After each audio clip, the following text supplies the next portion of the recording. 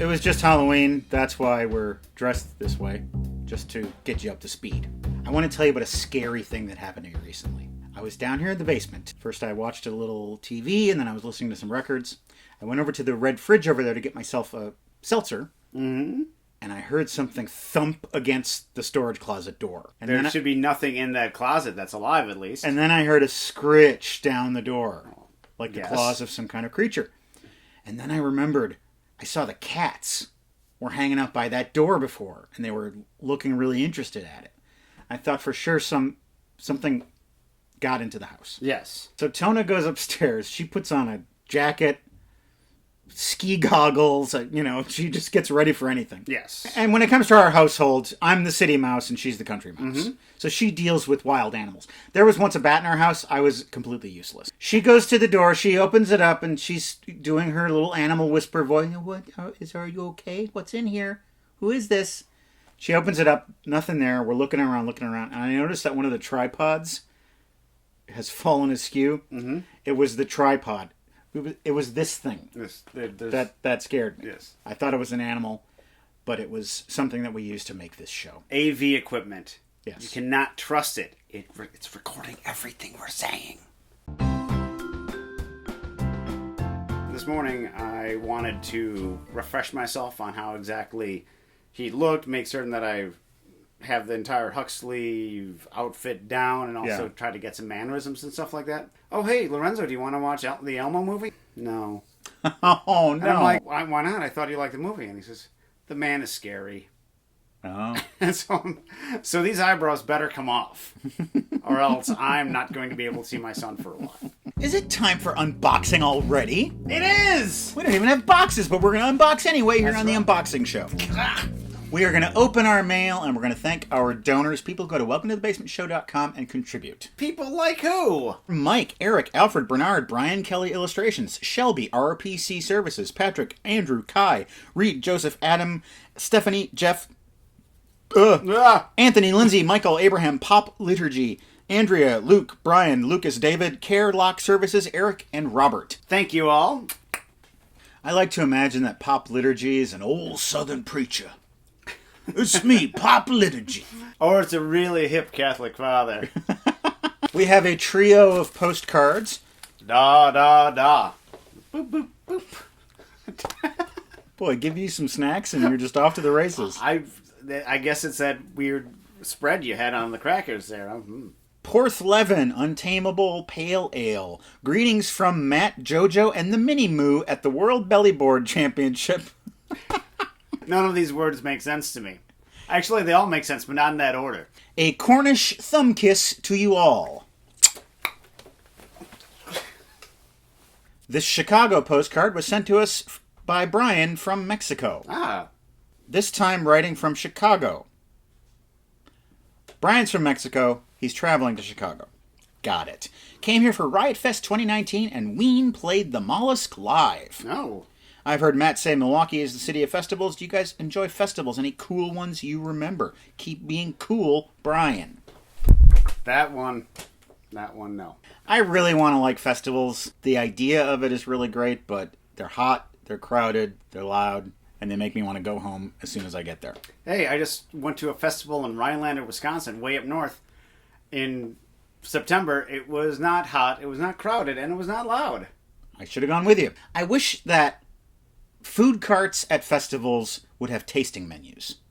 Because that way you can buy something for $2 or $3 and you can eat at like 6 different food carts. But the way it is you go to one, you think, boy, I hope this $9 curry is good, or else I'm going to be upset. A lot of the local Madison festivals, it's like, I can walk 3 blocks, get the same food at the restaurant that owns this food cart, and I could sit down and not have to eat soggy rice off a paper plate. And Sean sends this WKRP in Cincinnati postcard. A federal election was called today here in Canada, and you're in the midst of building yours next year. What are your favorite political movies? However you define political movies. I guess Election is a really good one. Everything you need to know about America is in that movie. I don't know. I'll say The Great McGinty. On this show, we also answer viewer questions. Matt Holt. Which latest Netflix offerings have you enjoyed the most other than the much publicized Game of Thrones or Breaking Bad? Well, those are not Netflix shows, so I assume you mean all streaming platforms. Tona and I are really enjoying all of the main stage HBO shows, The Deuce, Succession, etc. The Hulu series Fosse Verdon is one that's very popular in our household. It's the story of Bob Fosse and Gwen Verdon and their tumultuous personal relationship and their fruit-bearing professional relationship. And of course, like every other American, I am completely wrapped up in the Great British Baking Show. I haven't seen this show yet. Yet. I know, it'll happen. Gus Enriquez writes, "Hey guys, love the show. Thanks. I know you're both big music fans. Was wondering what your most memorable live concert experience is. Pixies on the reunion tour. And I've never been so happy watching a concert before in my life. I just went feral for a couple hours. Running around, growling, attacking people. It basically felt like that. As much as I love music, I'm ashamed to admit that I don't love live music. It always seems too loud and too poorly mixed. I just have to stand around all the time. I like to listen to music on my terms. I don't like to stand there and think, what are they going to play next? Yeah. Although sometimes that's cool. The last concert I went to, which I enjoyed quite a bit, I saw the Zombies on their final tour. And I think this was about 2 years before they were inducted into the Rock and Roll Hall of Fame. And I think they declined a lot in 2 years. Their performance on that broadcast was not very good. But when I saw them at the Barrymore here in Madison, they sounded great. They did the entirety of Odyssey and Oracle? That was Act 2. Act 1 was Greatest Hits. Yeah. Craig Johnson asks, what TV shows based on movies are as good as the movie they were based on, not better or worse? We touched on this in our last unboxing. You decided that What We Do in the Shadows is as good as the movie. And we tried to think of some other examples, and we couldn't come up with any. I've come up with a couple. Oh, go ahead. The show The Odd Couple is as good as the movie. There, yeah, that's the answer. Right there, that's perfect. I also think the show Fargo is as good as the movie. Just the fact that they can use that movie as a template, as a formula, to do the same story 3 more times, and it works just as well every time. Small town, brutal comedy. Local yokels who get in over their heads. They're businessmen, usually. They're big fish in little ponds. Yeah. We have some fan art. Yes. Frank Smith has done a little drawing for us here. One of Pennywise's balloons should have been the head of Peter Boyle. Check it out. That's some good stuff right there. Reminds me a little bit of, who's that cartoonist from the 90s who did very... Plimpton. Plimpton, Bill yeah. Plimpton. Mm-hmm.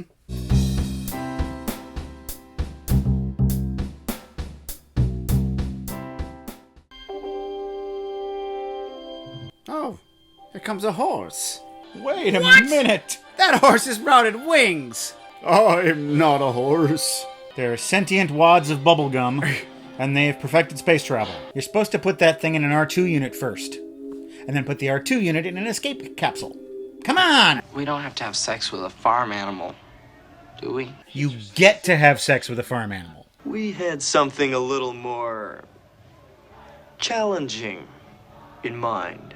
And I have a slower way of talking. Met the night janitor? And got a statement, of course. I'm sorry, we're bozo cops. The regular cops were busy. So fuck you. Yeah, well, fuck you too. You'd try it.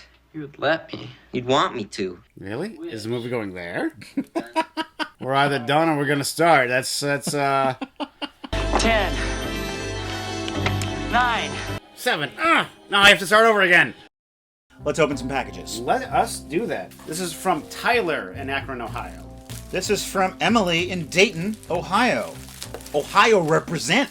Oh, we've got some wrapped presents. This one's wrapped too. Emily says Merry Christmas. Wait a minute. Oh, please don't tell me this has taken 9 months to get here. Oh no. September. Okay, this is an early Christmas gift. Okay. I hope the year has been wonderful for you. My husband and I kind of had a year from hell, but things seem to finally be getting back to normal. We're glad to hear that. Through all of our troubles, we still had our favorite hobby, discussing and seeing movies to stay connected and feel normal. I have struggled with feeling like a fake movie fan because I watch as many popcorn flicks as serious Oscar-type movies. Don't worry about that. Yeah, you're a movie fan's a movie fan. Your unpretentious approach to film has encouraged me to continue perusing and enjoying all kinds of movies. I wish you all the best of luck. Thank you, Emily. I would say that if someone just does popcorn movies or just does the art movies, they're not complete movie fans. It's best if you do it all. If you just mix it all together. Georgian Bay, Ontario, right there. Ontario is a place I wish I would spend more time in. Canada in general. Oh, look at that. Pencils! Oh, colorful pencils. These erasers are the best at scratching off the gray on the 100 movie poster. Oh yeah, the movie bucket list. We still have some that we haven't scratched off yet. That's true. 4 more things here from Emily. We're opening those right now. Kookaburra Black Licorice. I wonder who that's for. Dutch Licorice. Zansdrop. Oh, I better come and get these. Oh, thank you. Oh, this does not have gluten in it. Oh, thank you. Oh, my goodness. The baby Ewoks picnic surprise. I had the feeling that was for Lorenzo. Yes. This envelope says, from my friend Margaret, who is 97 years old. They are from her trips to Florida in the 1950s. Vintage postcards. Floridian scapes. Whole bunch of postcards here. Very beautiful landscapes. And shells.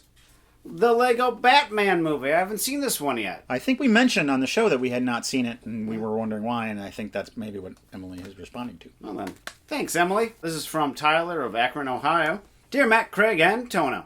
A while ago, I asked you about the movie Across the Universe. You said you hadn't seen the movie yet. I think that this is a really good Beatles movie. I hope you enjoy it, and I hope that you someday feature it on your show. Say hello to Cecil and Sadie.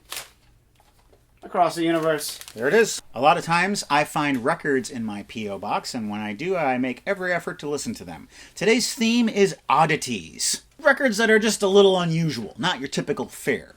First of all, we have Shel Silverstein's Songs and Stories. Look at that sexy man. Yeah. Shel Silverstein is known for his children's books that he writes and illustrates, and he's known for his songwriting. He's not known for his singing, and there's a reason for that. And it's right here on this record. Do you know who Lord Buckley is? Kinda, yeah. Yeah. Imagine you cross Lord Buckley with Louis Prima.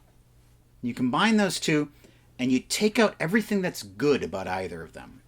You have the voice of Shel Silverstein. He sounds like the Tasmanian devil when he sings. So, boy, God love the person who sent this to me. You're very generous, but this was not a happy experience for me. Next up, we have Poems and Songs of Middle-earth.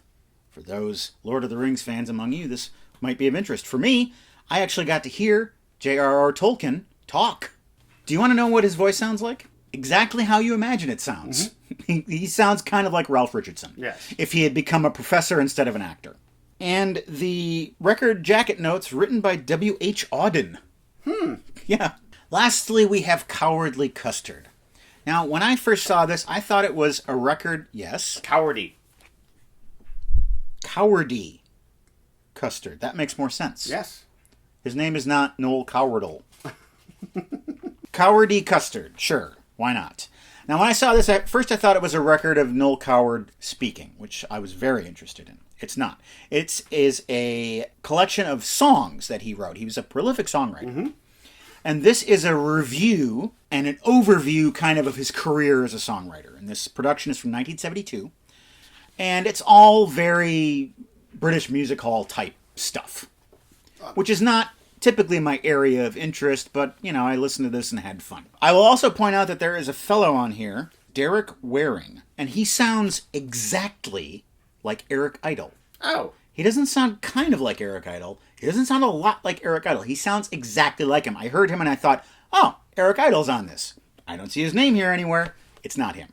2 more packages there. All right, well, this one's from Therese in Australia. Yeah. This is from Aaron in Hell's Kitchen. On the back, we have a little conversation between Andy Warhol and Alfred Hitchcock, where Hitch says, yes, yes, yes, Andy, Rainy Day Women, number 12 and 35, should have been released only as a single. Well, we have more buttons. I am going to be set once the button apocalypse happens. Summer has come and gone. You have not done your experiment with the pool. I hope next summer you can make it happen. This is an indoor or outdoor activity. It's not water. That's true. Yes. Hey, Matt, Craig, and Tona. Please find the usual buttons, Australian book, and DVD. I've also recently returned from the UK and a few random items while gripped by the common traveler's ailment, souvenir fever. The Globe Theatre. In this wooden O, will lie the vasty fields of France. There you go. Where I saw As You Like It on the expert advice of Sean Henry. He was right. It was awesome. Licorice of the British variety. Licorice cream rock. These things without names on it, Matt. What? She sent us liquid through the mail. I guess you can do this from Australia. Check it out. It seems to be shots of wine Cool. with our names on it. What? Here's the DVD. Death in Brunswick with Sam Neill. Craig, this is a refrigerator magnet. What's a refrigerator? This isn't wine. Oh. I love magnets too. They're fascinating. You know I don't know how they work. Postcard of Stonehenge. Where the demons dwell. Tudor Rose. There we go. Teaches you something about Henry VII. Kind of a forgotten yet still important king. And finally, good morning, gumnuts. Which is what I say to Matt every time I see him. In the morning. Yeah. Doesn't happen that often, but I'm ready. From Aaron in Hell's Kitchen, we have something for Craig. Thought you'd like to toss round 2 of Have They or Haven't They Appeared on Welcome to the Basement. Enjoy Aaron in Hell's Kitchen. We'll do that. Rosalind Russell. Physical Friday. Not yet. Madonna. Yes. You're supposed to be tossing those, my friend. Yvonne DiCarlo. Yes, she has appeared on the show. Crisscross episode. Oily little Jack Palance. Has he been on the show? Not yet. The beautiful Claudette Colbert with bad hair. No. Esther Williams. That's a no. Veronica Lake. Nope. Rita Hayworth. No, I don't know if I've ever seen a Rita Hayworth movie. Gilda. I've never seen a Rita Hayworth movie. Okay. June Haver and Jennifer Jones. One after another. Jennifer Jones. I've seen Jennifer Jones in something. Oh, hey, it's a magnet and it's a corkscrew. Holy. Look at that. Yeah. We've done over 180 episodes of this show. That's a lot of movies and that's a lot of episodes. And there might be some that you've missed. Or there might be some that you've forgotten about and you want to check out again. This is the time in the show when we recommend something from our back catalog. I'm going to recommend the movie Roar. If you have not seen this episode, you need to see it. There is no movie like Roar ever made. I'm not going to tell you anything about the movie. You just have to watch the Roar episode. And if you haven't seen it in a while, it remains surprising. I've seen this episode probably 20 or 25 times, and still I'll watch it and be like, what? There is a button at the end of this video you can click on to watch that episode immediately, and now you can watch this. We said the Phi Omega Gamma House, not the Kappa Delta sorority. Do you know the difference? It's all Greek to me. Solid pun. All right, moving on.